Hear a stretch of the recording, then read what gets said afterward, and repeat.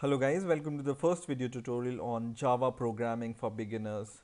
And in this video we will see what is Java, why do we care about learning Java, and if time permits we will also see how we can install Java in our Windows operating system. So what is Java? Java is a high-level programming language which was developed by Sun Microsystem in early 90s. So as any other high-level programming language like C Sharp or C++, Java is also a high-level language, but it's a little bit different from other languages in a sense that it's a cross-platform programming language which you can develop and run on multiple operating systems like Windows, Linux, and Mac OS or any other operating system, and it runs its program using a special virtual machine called Java virtual machine, which is this one. So this Java machine is responsible for running Java programs, and whenever you install Java on your operating system like Windows or Linux, you also install this Java virtual machine. And this Java virtual machine is same for every operating system. So your program runs on this Java virtual machine and not on the native Windows or Linux operating system. So this Java virtual machine is same for every operating system. That's why it runs on every operating system which Java supports, right? So if you compile a Java program on Windows, you can run it on Linux or Mac OS using this Java virtual machine. That's why before developing Java, we need to install Java, JDK, and JRE on our operating system. Okay, and Java is a object-oriented programming language.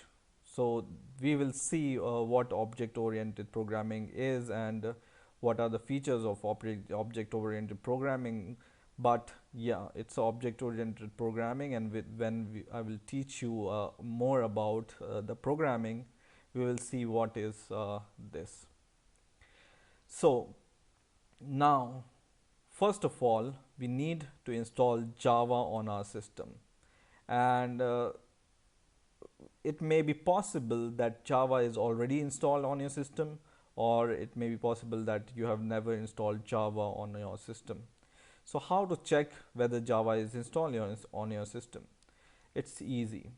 So you just need to, if you are on Windows 8, you just need to right click your start menu button and open command prompt from here. And in here, you just need to give this command Java C. Okay, so give this command Java C and press enter.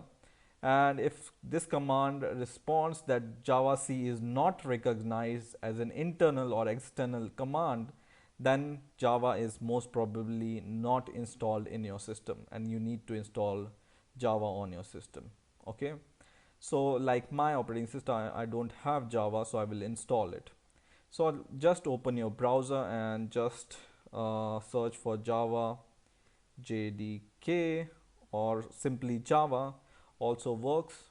And in here, the first site will open hopefully from oracle.com. Just click this link, and in here you will be able to see two options. One is Java JDK, other is NetBeans with JDK. So Java is the platform, and NetBeans is a IDE, and you have the option to install Java with this development IDE, but I will not choose this option, but I will choose this option for now. And at the time of making this video, Java 8 is the latest version, because yeah, it's the latest version, right? And when you click this Java button here, so once again Java button, I clicked. In here you need to accept this license and condition in order to download this Java. So just click the small radio button which calls accept license agreement, and then choose your operating system. So my operating system is Windows 64. If you have Windows 32-bit operating system, you need to choose x86. But right now I have x64 operating system, which is 64-bit operating system. That you can check if you are on Windows 8. You just need to go to systems. So search for systems, not like this, but systems, system, and in here I can see that my system type is 64-bit operating system. So if it's 32-bit operating system, you need to download 32-bit executable file. So mine is 64-bit, so I will just click the 64-bit link and I will save this. So it will take some time to download this Java executable. So once this will be downloaded, we will be ready to execute this executable and install Java. So my download is complete now, so I will run this executable file and I will minimize all the other things.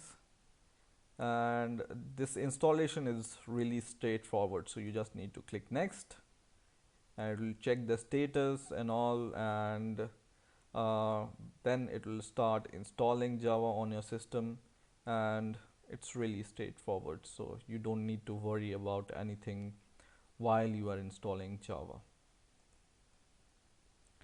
And while installing, it will ask you the destination folder wherever you want to install Java on your system and JRE on your system. JRE stands for Java Runtime Environment, and JDK stands for Java Development Kit. So these are the two things which will be installed by this installer. So I will generally leave them as default, and I will click next and then wait for the installation to complete. So now Java is successfully installed in our system. You will be able to see this message, and then I will close this. And once you install Java, you can check it while going to the C folder of your computer and then go to program files, and in here you will be able to see this Java folder. And in here you will be able to see two folders. One is JDK folder and the other is JRE folder. Okay, so JDK I already told you is Java Development Kit, and JRE is Java Runtime Environment, right? So I will change the name of these JDK and JRE to make them short and really easy to understand. So I will rename my JDK folder as JDK8. Okay, so it's just JDK8, and I will rename my JRE folder as JRE8 because the version of this Java is Java 8. Okay, and here I can just make them view as large icon so you can see, or extra large, so you can see that I have named this as JDK8 and JRE8 folders, right? So once you have done that, you need to set your environment variable so that whenever you run your Java program, it will recognize these JDK and JRE, and then you will be able to compile your programs, right? So for that, for setting your environment variable, what you need to do is you just need to go to your systems. So go to search and search for system once again. If you are on Windows 7 or Windows XP, you also need to search for system in control panel, and then go to advanced settings, and in here go to environment variables. Okay, and in environment variable, in system variable, here you will be able to find a variable called path.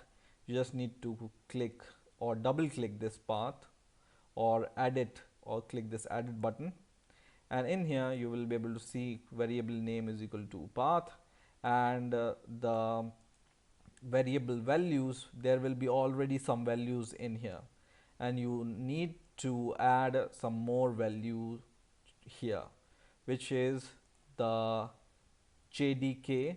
So go to once again program file and Java folder wherever you have installed it, and then go to JDK8, which is the folder we renamed, and in here inside this JDK8 go to bin folder, and this destination, which is C program file java slash JDK8 slash bin, you just need to copy this path from here, and then in your variable value just give a semicolon and paste your path, which is the same path you have copied from here, right? Once again go to your Java folder once again, and then this time go to JRE, okay, and in here also you will be able to find a binary folder or bin folder, and then copy the path from here, and then give semicolon to your variable value, whatever value is present already here, and paste this path also, okay. So you need to give this C program file slash java slash jre8 slash bin folder, and C program file slash java slash jdk8 slash bin folder path here in environment variable. And why do we set environment variable is whenever you compile a program, if you set environment variable, your compiler knows the path of these binary files which are responsible for compiling your program, and it will be straightforward to compile your program. Now once you have done set your environment variable, we will open once again command prompt and check whether Java is really installed in our system or not. So once again give Java C and press enter, and this time I can see a big response in response to my Java C command, and I can see that it's saying that the uses of this Java C is you need to give some options and source file. So Java C is a command to compile a program or Java program. So whenever you give a Java C dash some hello world.java file, it will compile your Java program, and then you can run your Java program, right? That's why we use this Java C command. So in this way you can install Java on your system. Now in the next video I'm going to show you how you can install an IDE which is called Eclipse IDE, which is widely used to develop Java programs. So stay tuned and please rate, comment and subscribe, and bye for now.